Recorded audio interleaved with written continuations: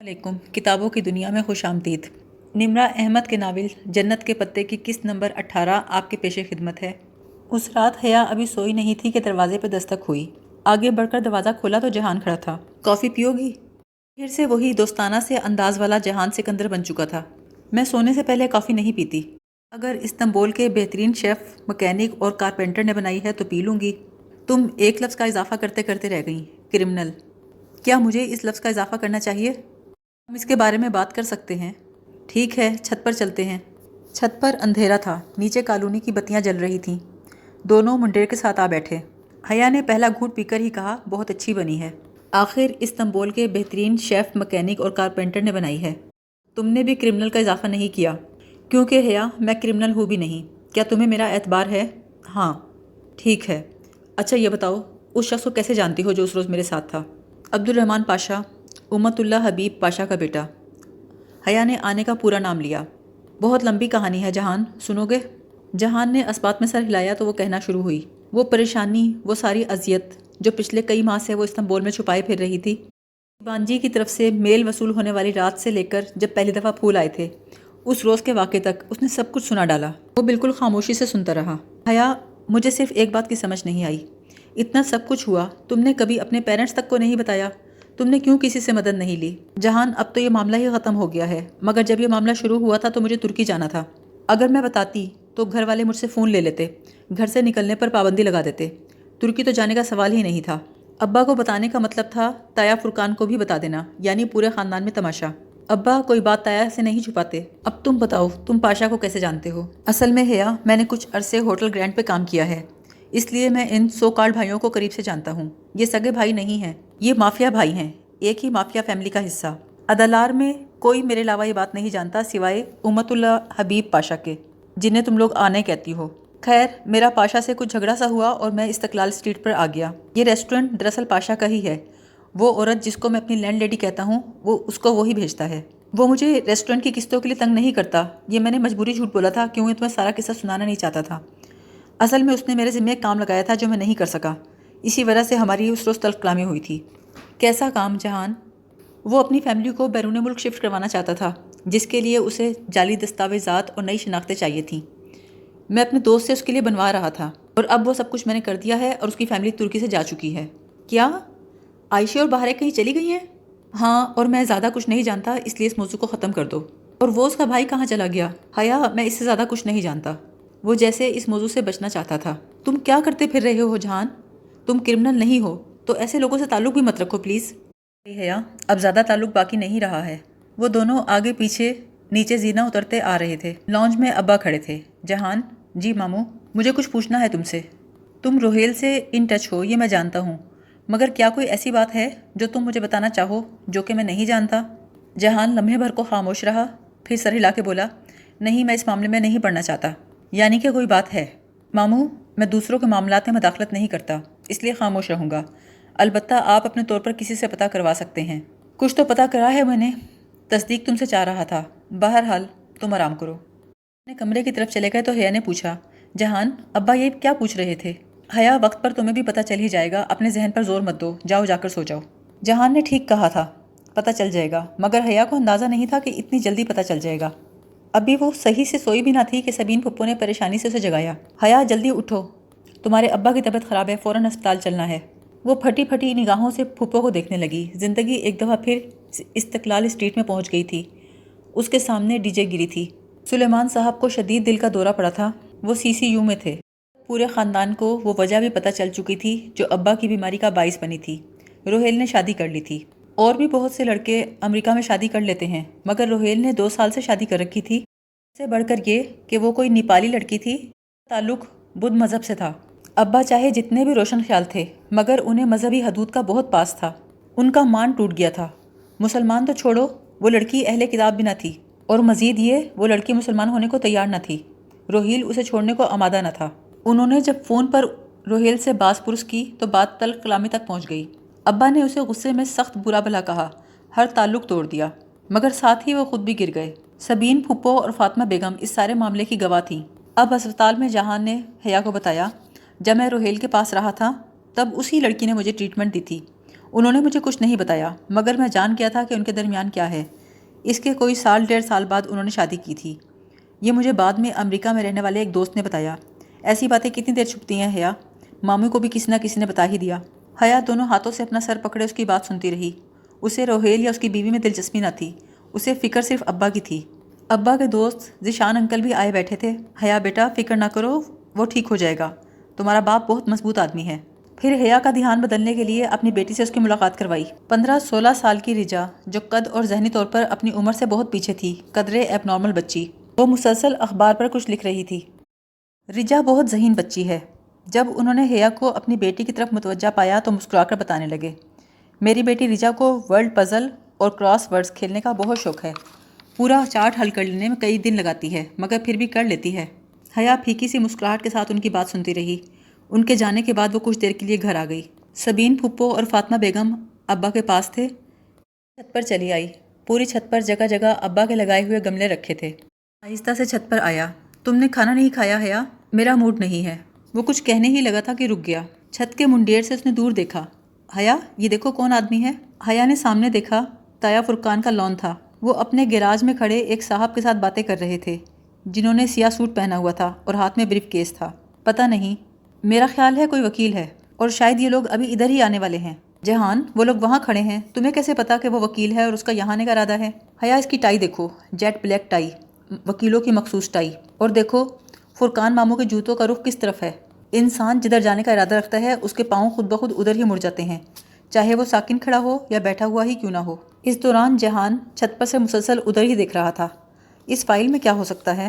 حیا نے پھر گردن موڑ کر دیکھا۔ نیچے وکیل صاحب اپنے بریف کیس سے ایک فائل نکال کر تایا ابا کو دکھا رہے تھے۔ سنو حیا، سلیمان ماموں کمپنی کے ایم ڈی ہیں نا؟ ہاں، اور باقی سب شیئر ہولڈرز ہیں۔ اس کا مطلب ہے ماموں کی بیماری کے باعث کچھ کام رک گئے ہوں گے، سو باقی شیئر ہولڈرز ان سے کچھ دستخط کرانا چاہتے ہوں گے۔ میرا خیال ہے ماموں کا پاور آف اٹارنی لینا چاہتے ہوں گے۔ پاور آف اٹارنی تو میرے پاس ہے جہان، تو کیا تم ان لوگوں کو پاور آف اٹارنی دے دو گی؟ ہاں کیوں نہیں، تایا فرقان ابا کے بھائی ہی تو ہیں۔ میڈم ایک بات کہوں، جب باپ کسی قابل نہیں رہتا نا تو اولاد کے لیے زندگی بدل جاتی ہے۔ جو آج تمہارے ساتھ ہیں، ایک دفعہ کاروبار تمہارے ہاتھ سے نکل گیا تو تمہیں کسی کنارے سے لگا دیں گے۔ ہر کسی پہ شک کرتے ہو جہان، تایا فرقان پر تو شک نہ کرو۔ چاہے ماموں فرقان ہی کیوں نہ ہو، تم انہیں اپنے باپ کی کرسی نہیں دے سکتی ہیں یا؟ مگر جہان، ابا کی غیر موجودگی میں ان کے علاوہ کاروبار کون سنبھال سکتا ہے؟ مجھے تو بزنس اور ایڈمنسٹریشن کا کچھ نہیں پتا۔ حیا پتہ ہو یا نہ پتہ ہو، تم انہیں اپنی کرسی مت لینے دینا، اپنی جگہ نہیں چھوڑا کرتے۔ ہوٹل گرینڈ کی مثال یاد رکھنا، ایک پاشا نے جگہ چھوڑی، دوسرا پاشا نے قبضہ کر لیا۔ چلو نیچے، وہ لوگ اندر ہی آ رہے ہیں۔ حیا الجھے ہوئے دماغ سے نیچے آئی۔ لاؤنج میں تایا ابا کھڑے تھے۔ ان کے ہاتھ میں اگرچہ ایک فائل تھی، لیکن حیا کو یقین تھا کہ جہان کے تمام اندازے غلط ہیں۔ اسے دیکھ کر تایا ابا نے کہا، حیا تمہارے ابا اس کنڈیشن میں سائن کر سکتے ہیں؟ حیا کو حیرت ہوئی۔ انہوں نے ابا کا حال پوچھنے کی بجائے صرف دستخط کا پوچھا تھا۔ آپ کو کیا سائن کروانا ہے؟ تمہارے کام کی چیز نہیں ہے تایا ابا، ڈاکٹرز نے ابا کو بات کرنے سے منع کر رکھا ہے۔ آپ مجھے بتا دیں، شاید میں آپ کی مدد کر سکوں۔ میں ابا کی اٹارنی ان فیکٹ ہوں۔ تایا فرقان کو گویا جھٹکا سا لگا۔ سلیمان نے تمہیں کب اٹارنی ان فیکٹ بنایا؟ بہت پہلے بنایا تھا، اور اس کے مطابق ابا کی جگہ میں کام کر سکتی ہوں۔ وہ بڑے اطمینان سے بتا رہی تھی، لیکن تایا ابا تو ایک دم غصے میں آ گئے۔ دماغ خراب ہے سلیمان کا، وہ ایسا کیسے کر سکتا ہے؟ تایا ابا میں ان کی بیٹی ہوں، انہیں مجھ پر بھروسہ ہے۔ کیا مذاق ہے یہ؟ کیا میں ذرا سی بات کے لیے تمہارے پاس آتا رہوں گا؟ تایا ابا میں کل سے خود ہی آفس آ جاؤں گی۔ تم آفس آؤ گی؟ کہ لوگ کیا کہیں گے آخر؟ جب آفس میں میرے تایا اور چچا موجود ہوں گے تو خاندان کے لوگ کچھ نہیں کہیں گے۔ بھلا تمہیں کیا پتا بزنس ایڈمنسٹریشن کا؟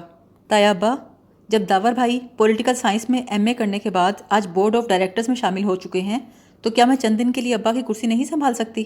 عجیب رواج چل نکلے ہیں، تایا ابا نے ماتھے پہ بل ڈال کر کہا۔ پھر مزید کوئی بات کیے بغیر چلے گئے۔ کیا بات ہے؟ جہان نے مسکرا کر کہا۔ تایا ابا نے مجھ سے کبھی ایسے بات نہیں کی تھی، حیا نے ملال سے کہا۔ آہستہ آہستہ وہ اس سے بھی زیادہ تحقیر سے بات کریں گے، دیکھتی جاؤ۔ جہان ویسے وہ ٹھیک ہی کہہ رہے تھے، میں ابا کی سیٹ پر کیسے بیٹھ سکتی ہوں؟ مجھے واقعی ان کے کاروبار کا کچھ نہیں پتا۔ حیا تم نے اپنی ساری باتیں جو مجھے بتائی ہیں، تو میری رائے تو یہ ہے کہ جو لڑکی کسی کی مدد کے بغیر اتنا کچھ تنہا سہ سکتی ہے وہ بہت مضبوط ہوتی ہے۔ پھر تم نے اس سائیکو آفیسر کا پزل حل کر لیا۔ مجھے لگتا ہے تم بہت سمجھدار اور ذہین ہو۔ یقین کرو بزنس کے لیے کسی ڈگری سے زیادہ صرف کامن سینس اور مضبوط اعصاب کی ضرورت ہوتی ہے، وہ پہلے ہی تمہارے پاس ہیں، پھر فکر کیسی؟ کیا تم میری مدد کرو گے جہان؟ بالکل بھی نہیں، جو کرنا ہے خود کرو، کیونکہ تم کر سکتی ہو۔ یہ کہہ کر وہ آرام سے چلا گیا۔ رات وہ ابا سے ملنے ہسپتال گئی، اکیلے میں انہیں تمام بات بتائی اور اپنے فیصلے کا بتایا۔ حیا تم باقر صاحب سے مل لینا، وہ تمہیں کام سمجھا دیں گے، اور ذیشان میرا بہت اچھا دوست ہے، کوئی مدد چاہیے ہو تو اسے کہنا۔ حیا سلیمان صاحب کے آفس پہنچی۔ ابا کی کنسٹرکشن کمپنی کے بارے میں آگاہی لینے کے لیے اس نے باقر صاحب کو بلوایا۔ انہوں نے board of directors, share holders, company کے زیر تعمیر پروجیکٹس، ٹینڈر سب کا بتایا، مگر بعض اصطلاحات بہت مشکل تھیں جو اسے سمجھ نہیں آ رہی تھیں۔ اسے بار بار کاروباری معاملات میں اپنی کم علمی کا افسوس ہو رہا تھا، اور تایا کو چیلنج کرنے کا بھی۔ باقر صاحب بولے، کمپنی میں 40% شیئرز آپ کے والد کے ہیں، 20% فرقان صاحب کے، 20% زاہد صاحب کے، 10% سیٹھی صاحب کے ہیں، اور آخری 10%؟ پہلی دفعہ حیا نے پوچھا۔ عین اسی وقت دروازہ کھلا اور ولید لغاری اندر داخل ہوا۔ اگر اسے اندازہ ہوتا کہ آخری 10% شیئرز ولید لغاری اینڈ فیملی کے ہیں تو شاید وہ آفس ہی نہ آتی۔ اوہ، آپ آفس آئی ہیں؟ تو سلیمان انکل کی سیٹ آپ سنبھالیں گی؟ ابا کو تو آپ نے بتایا تھا کہ آپ LLB کر رہی ہیں، کیا ترکی میں بیٹھ کر بزنس ایڈمنسٹریشن پڑھ کے آ گئی ہیں؟ پہلے تو حیا خاموشی سے اس کی بات سنتی رہی، پھر بولی، میں نے آپ کو پہچانا نہیں، آپ کی تعریف۔ باقر صاحب؟ کون صاحب ہیں یہ؟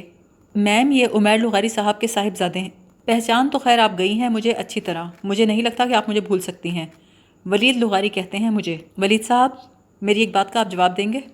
کیا میں نے آپ کو اپنے آفس میں بلایا تھا؟ ولید بھویں سے کڑ کر بولا، سلیمان انکل کے آفس میں آنے کے لیے مجھے اجازت درکار نہیں۔ ولید صاحب، میں نے آپ کو نہیں بلایا تھا، اس لیے آپ جا سکتے ہیں۔ وہ تیزی سے اٹھا۔ انکل میرے ساتھ یہ سلوک کبھی برداشت نہ کرتے، میں آپ کے ساتھ اس سے بھی بدتر کر سکتی ہوں۔ باقر صاحب، ان کو باہر جانا ہے، پلیز دروازہ کھول دیں، میں دیکھتا ہوں آپ آفس میں کتنے دن ٹکتی ہیں۔ حیا نے انٹرکام اٹھایا، درخشاں، اگر یہ آدمی دوبارہ بلا اجازت میرے آفس میں داخل ہوتا نظر آیا تو آپ کی چھٹی۔ سن لیا آپ نے؟ سنایا تو اس نے ولید کو تھا، جو اس کی بات ختم کرنے کے بعد ہی باہر نکلا تھا۔ ریسیور رکھ کر اس نے باقر صاحب کو بیٹھنے کا اشارہ کیا۔ وہ بولے، میڈم، باقی 10% شیئرز ان کے پاس ہیں۔ پہلے ان کے والد عمیر لغاری آفس آتے تھے، آج کل وہ بیرون ملک ہیں۔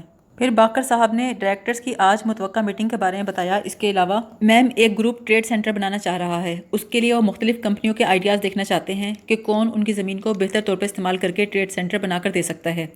اگر ہمارا آئیڈیا اپروو ہو گیا تو پروجیکٹ ہمیں مل جائے گا۔ اس کی ڈیٹیلز آپ کو ہیڈ آرکیٹیکٹ رضوان صاحب سمجھا سکیں گے۔ رضوان صاحب آفس آئے تو ایسے پیش آئے جیسے ان کے سامنے کوئی ان پڑھ لڑکی بیٹھی ہے۔ وہ بہت لاپرواہی سے اس کو اپنا کام دکھا رہے تھے۔ دیکھیے، یہ ٹریڈ سینٹر ہے، یہ پارکنگ لاٹ ہے، یہاں ہم یوں کریں گے، یہاں یوں کریں گے۔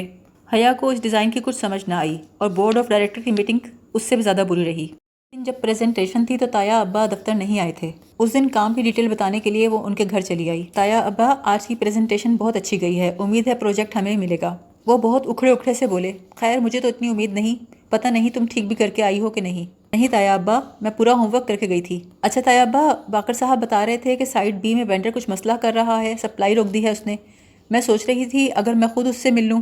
وہ ایک دم رکی، سامنے دروازہ کھول کر داور بھائی آ رہے تھے۔ کسی میکانکی عمل کے تحت دوپٹہ اس نے 2 انگلیوں سے پکڑ کر ناک تک لے لیا۔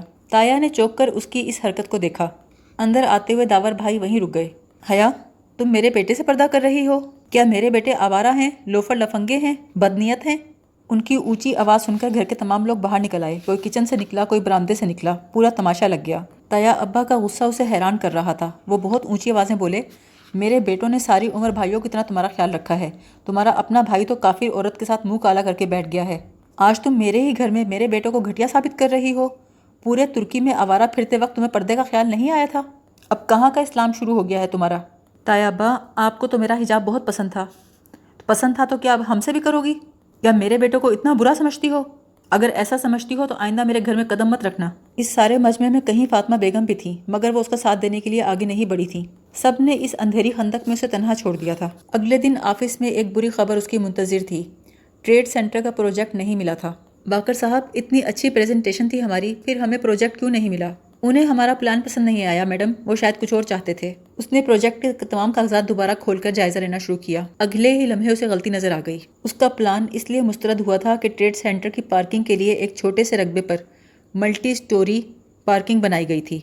بچے حیا کو تعمیرات کے کاموں کا تجربہ نہیں تھا، لیکن شاپنگ مالز کا بہت تجربہ تھا۔ ایک بار وہ کسی کام سے شالمی مارکیٹ چلے گئے تھے، غلطی یہ کی کہ اپنی کار لے گئی۔ وہاں ایک ملٹی سٹوری پارکنگ بلڈنگ میں اس نے کار پارک کی، وہ بھی 4تھی منزل پر۔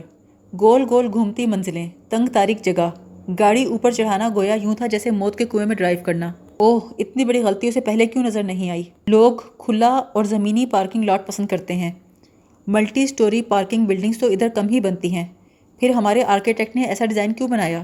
اس نے سوچا آرکیٹیکٹ رضوان صاحب کے آفس جا کر ڈائریکٹ بات کرنی چاہیے۔ وہ اپنے کمرے سے اٹھ کر گئی، ابھی رضوان صاحب کے کمرے میں داخل نہ ہوئی تھی تو اندر سے ولید اور آرکیٹیکٹ رضوان صاحب کے ہنسنے کی آوازیں آ رہی تھیں۔ اس نے رضوان صاحب کے آفس جانے کا ارادہ ترک کر کے ذیشان صاحب کو بلوا لیا۔ یہ وہی صاحب تھے جن کے بارے میں ابا نے کہا تھا تم آنکھیں بند کر کے ان پر بھروسہ کر سکتی ہو۔ دن تایا فرقان کے گھر حیا کے دادا کی برسی تھی۔ قرآن خوانی کے لیے تمام لوگ وہیں گئے ہوئے تھے۔ وہ مغرب کی نماز پڑھ کر اپنے کمرے سے لانچ میں آئی تو اس نے اپنی امی فاطمہ بیگم کو جہان سے باتیں کرتے دیکھا۔ اسے آدھا دیکھ کر وہ خاموش ہو گئیں۔ اچھا جہان، میں جا رہی ہوں، تم بات کر لینا۔ حیا خاموشی سے آ کر صوفے پر بیٹھ گئی۔ اماں کیا کہہ رہی تھی؟ اس نے بظاہر سرسری سے انداز میں پوچھا۔ یہ بٹن بند کرتا ہوا صوفے پر آ بیٹھا۔ اپنے گیلے بالوں کو پیچھے کیے وہ ایسا لگا جیسے کہیں جانے کے لیے تیار ہو رہا تھا۔ بولا، وہ چاہتی ہیں کہ میں تمہیں سمجھاؤں، تم یہ برقع وغیرہ چھوڑ دو۔ وہ بہت سنجیدہ تھا۔ تو تم نے کیا کہا؟ بات تو ٹھیک ہے ان کی، تم ایک برقعے کے لیے اتنے رشتے نہیں کھو سکتی۔ دوسروں کو چھوڑو، تم اپنی بات کرو جہان۔ کیا تم بھی میرے حجاب سے خوش نہیں ہو؟ اگر میں کہوں کہ میں نہیں ہوں تب؟ اگر میں کہوں تم اسے میرے لیے چھوڑ دو تب؟ کیا تم مجھے چوائس دے رہے ہو؟ اگر حیا میں کہوں ہاں تو؟ مجھے کسی نے کہا تھا کہ خندق کی کوئی جنگ بنو قریظہ کے بغیر وجود میں نہیں آتی۔ تب میں نے سوچا تھا اس وقت میرے قرابت دار تو میرے ساتھ ہی ہوں گے۔ میرے تایا ابا حجاب کے سب سے بڑے علم بردار تھے۔ اماں جن کی ہمیشہ سے خواہش تھی کہ میں اللہ کے قریب ہو جاؤں۔ شوہر جسے میں نے نماز کی ادائیگی کے لیے مسجد جاتے دیکھا ہے، لیکن آج مجھے پتہ چلا کہ عائشہ ٹھیک کہتی تھی۔ جہان، اگر میں لوگوں کے لیے حجاب لیتی ہوتی تو لوگوں کے کہنے پہ چھوڑ بھی دیتی، لیکن میں اب نہیں چھوڑ سکتی۔ جہان اس بحث کو مکمل کیے بغیر ہی اوپر چلا گیا۔ حیا اس سیڑھیوں کی طرف دیکھتی رہی۔ چند منٹ کے بعد ہی وہ اترا۔ اس کا دستی بیگ اس کے ہاتھ میں تھا۔ وہ حیا کی طرف دیکھے بنا، کچھ کہے بنا باہر نکل گیا۔ حیا نے اسے نہیں روکا، آواز بھی نہیں دی۔ گیٹ کے قریب پہنچ کر وہ لمحے بھر کو رکا اور پلٹ کر دیکھا، لیکن وہ اس کی طرف نہیں بلکہ اوپر اپنی ماں کے کمرے کی طرف دیکھ رہا تھا۔ پھر وہ مڑا اور گیٹ کھول کر باہر نکل گیا۔ اسی پل حیا کی نظر ارم پر پڑی۔ پتہ نہیں وہ کس سلسلے میں ادھر آئی تھی، لیکن یقیناً وہ ساری گفتگو سن چکی تھی اور اب واپس جا کر تمام رشتہ داروں کو وہ قصہ مزہ لے لے کر سنائے گی۔ قرآن خوانی کی تقریب میں آئے ہوئے لوگوں کا دن بن جائے گا۔ گوسپ کے لیے ایک نیا موضوع مل جائے گا، اور وہی ہوا۔ ذرا سی دیر میں یہ خبر پھیل گئی کہ حیا نے جہان کو گوا دیا ہے۔ وہ حیا کے پردے سے تنگ آ کر اسے چھوڑ کر چلا گیا ہے۔ فاطمہ بیگم سخت متاثر تھیں۔ وہ سبین پھپھو کی بات بھی نہیں سن رہی تھیں۔ سبین پھپھو بار بار کہہ رہی تھیں بھابھی وہ اس وجہ سے نہیں گیا، اس نے صبح ہی مجھے بتا دیا تھا کہ آج اس نے جانا ہے، اس نے ویسے بہت ضروری جانا تھا۔ مگر فاطمہ بیگم کو یقین نہیں آ رہا تھا۔ ان کے نزدیک اگر کوئی اس سب کا ذمہ دار تھا تو وہ حیا تھی، جس نے اپنی ضد کے پیچھے سب کچھ کھو دیا تھا۔ جب تایا نے اسے بے عزت کر کے اپنے گھر سے نکالا تھا تب وہ بہت روئی تھی، لیکن آج جب جہان چلا گیا تو اس نے اپنے آنسو پوچھ لیے۔ خندق کی جنگ میں صرف دشمن ہی نہیں ہوتے، اس میں جاڑے کی سختی بھی ہوتی ہے، سردی اور خشکی جو لوگوں کے رویوں سے آ جاتی ہے، رشتے سرد مہر ہو جاتے ہیں، اس میں بھوک بھی ہوتی ہے، معاشی دباؤ بھی ہوتا ہے۔ اب حیا ہر بات کی پرواہ کیے بغیر اماں کی باتیں سنتی اور آگے نکل جاتی۔ اگلے ہی روز اس نے ہیڈ آرکیٹیکٹ رضوان صاحب کو اپنے کمرے میں بلوایا۔ رضوان صاحب، آپ نے یہاں کون سی ملٹی سٹوری پارکنگ بلڈنگ دیکھ لی جو آپ کو لگا اس ٹریڈ سینٹر میں سے ہونا چاہیے؟ مس حیا، میرا خیال تھا کہ یہ ایک منفرد آئیڈیا ہے، اس میں کم جگہ پر ایک بہت بڑی پارکنگ بن سکتی تھی۔ مجھے بتا سکتے ہیں یہ خیال آپ کے دماغ میں کس نے ڈالا؟ آپ مجھ پر الزام لگا رہی ہیں۔ رضوان صاحب، آپ کے پارٹنر نے ایک دو جگہ بہت فخر سے آپ کا اور اپنا کارنامہ بیان کیا ہے۔ بی بی، میرا کوئی پارٹنر نہیں ہے، یہ دھمکی آپ کسی اور کو دیں۔ میری عمر گزری ہے اس دنیا میں، آپ کی طرح مجھے یہ کرسی وراثت میں نہیں ملی۔ میں نے ڈیزائن بنا کر آپ کو دکھا دیا تھا، آپ کی سمجھ میں نہیں آیا اس وقت۔ اب اپنی ناکامی چھپانے کے لیے مجھ پر الزام لگا رہی ہیں، مائی فٹ۔ یہ کہہ کر وہ کمرے سے نکل گئے۔ ان کے جانے کے بعد اس نے ایک نمبر ڈائل کر کے دھیرے سے کہا، عمران صاحب، پورے آفس میں سب کے موبائل جیمر آن کر دیں جیسا کہ ہم نے پہلے بات کی تھی، اور رضوان بیگ صاحب کے آفس فون کی ایک لائن مجھے ٹرانسفر کر دیں۔ حیا جانتی تھی اس نے رضوان بیگ کو غصے میں اکسا دیا ہے، اب وہ پہلی کال اسے کرے گا جو اس کا ساتھی ہوگا۔ اسی شام تایا فرقان کی بہو سونیا بھابھی اس کے پاس آئیں۔ اسے خوشگوار حیرت ہوئی۔ آئیے بھابھی، بیٹھیں پلیز۔ اصل میں حیا میں تمہیں لینے آئی تھی۔ دیکھو ارم کے سسرال والے آئے ہوئے ہیں، شادی کی تاریخ رکھی جا رہی ہے، خاندان کے تمام ہی لوگ ہیں۔ میں چاہتی ہوں تم آ کر ابا سے معافی مانگ لو، ان کی ناراضی دور ہو جائے گی، ہم سب مل کر بیٹھیں گے۔ یقین کرو تمہاری کمی بہت محسوس ہو رہی ہے۔ میں تیار ہوں بھابھی، میں تایا ابا سے ہر اس وقت کی معافی مانگنے کو تیار ہوں جب میں نے ان کا دل دکھایا، جب میں نے کوئی گستاخی کی، میں نے کوئی بدتمیزی کی۔ لیکن بھابھی، تایا ابا نے ایک شرط رکھی تھی کہ میں ان کے بیٹوں سے پردہ نہ کروں۔ اس آخری بات پر تایا غلط ہیں۔ حیا، اب اتنا بھی کیا پردہ؟ پورا خاندان باتیں بنا رہا ہے کہ جہان تمہیں چھوڑ کر چلا گیا ہے۔ بھابھی، جب ارم نے یہ بات پھیلائی تو پھپھو نے سب کو بتایا کہ اس کی چھٹی ختم ہو گئی تھی اس لیے واپس گیا ہے، مگر لوگوں نے ان کی بات پہ یقین نہیں کیا۔ سب نے ارم کی بات پر یقین کیا۔ لوگ اسی بات پہ یقین کرتے ہیں جس پر وہ یقین کرنا چاہتے ہیں۔ لیکن حیا، اگر واقعی جہان نے تمہیں اسی وجہ سے چھوڑ دیا تو تم کیا کرو گی؟ بھابھی، یہ میرا اور اس کا مسئلہ ہے۔ میں نیکسٹ ویک ترکی جا رہی ہوں نا، بات کر لوں گی اس سے۔ مگر حیا، تم بھی تو دیکھو نا، کزن سے پردہ کون کرتا ہے؟ بھابھی، کیا آپ جانتی ہیں کہ داور بھائی آپ سے پہلے مجھ سے شادی کرنا چاہتے تھے؟ سونیا نے حیرت سے انکار میں سر ہلایا۔ جی بالکل، جیسے آج فرخ مجھ سے شادی کرنے کے لیے تائی اماں کو تنگ کرتا ہے، ایسے ہی پہلے داور بھائی اصرار کرتے تھے۔ یہ بات میں نے تائی کے منہ سے سنی۔ جانتی ہیں داور بھائی ایسا کیوں چاہتے تھے؟ کیونکہ میں ہمیشہ تیار رہا کرتی تھی۔ میرے کپڑے، میرے جوتے، بال، ناخن، ہر چیز، میں آج بھی اسی طرح رہتی ہوں۔ فرق صرف اتنا ہے کہ باہر نکلتے وقت خود کو ڈھک لیتی ہوں۔ جانتی ہیں اس سے کیا ہوتا ہے؟ بس اتنا ہوتا ہے کہ دوسری عورتوں کے شوہر میری طرف متوجہ نہیں ہوتے۔ ان کے پاس اپنی بیوی سے ناخوش ہونے کی کوئی وجہ نہیں ہوتی۔ حیا کو یقین تھا دیر سے ہی صحیح سونیا بھابھی کو یہ بات سمجھ آئے گی ضرور۔